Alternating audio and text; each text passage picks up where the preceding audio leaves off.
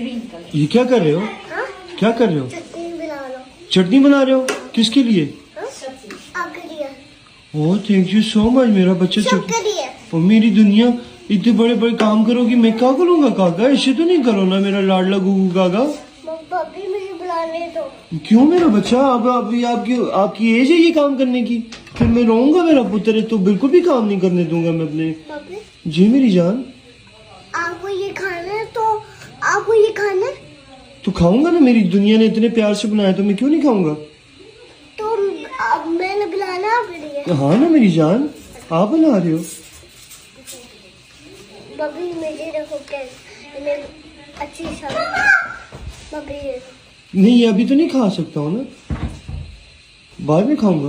भाभी कोई बात नहीं, पक्का तो आपको चाहिए होगा ना। अच्छा मैं ट्राई कर लूँ।